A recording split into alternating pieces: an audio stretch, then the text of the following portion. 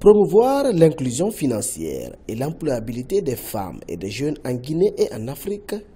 tel est l'objectif du dialogue de haut niveau sur l'inclusion financière, DIAFIN en abrégé. La première édition du DIAFIN, il y avait eu beaucoup de recommandations qui ont été faites et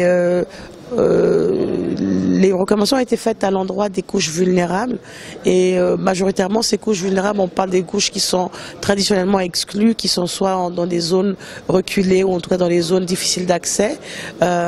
et deuxièmement, les jeunes, ils sont majoritaires dans nos pays, en Afrique, et les femmes aussi, qui sont majoritaires avec les différents obstacles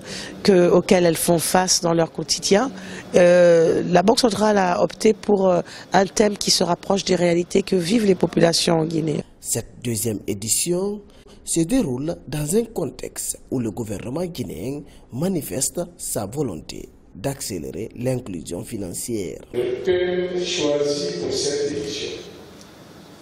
inclusion financière et entrepreneuriat des femmes et des jeunes, est un thème d'actualité. C'est un thème particulièrement cher à M. le Président de la République qui, comme vous le savez, a non seulement dédié son mandat aux femmes et aux jeunes, mais aussi a placé la problématique de l'inclusion économique et sociale parmi les préoccupations centrales du gouvernement que j'ai l'honneur de diriger. La problématique de l'inclusion financière est un enjeu économique majeur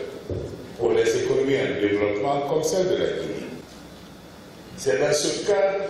que mon gouvernement, sous l'impulsion du président de la République, a engagé, avec l'aide de ses partenaires, des actions visant à donner une dynamique de croissance inclusive à travers un meilleur partage de la prospérité économique que la Guinée connaît depuis l'avènement au pouvoir du professeur Alpha Condé. Le DIAFIN s'est aussi fixé comme objectif rendre plus accessibles les actions menées par la Banque centrale et les institutions financières sur les programmes d'inclusion financière, d'où la présence de la Banque centrale de la République de Guinée à cette rencontre. Notre tâche, vous le comprenez, consiste à veiller à ce que l'inclusion financière donne des moyens d'agir aux individus, aux familles et aux petites entreprises, en particulier dans les communautés pauvres, parallèlement à des systèmes financiers qui fonctionnent bien et qui peuvent leur procurer l'accompagnement nécessaire à la fructification de leurs initiatives. Durant ces 2 jours, des acteurs, des décideurs et des participants vont échanger à travers des panels afin d'accroître la communication publique sur la problématique de l'inclusion financière des populations.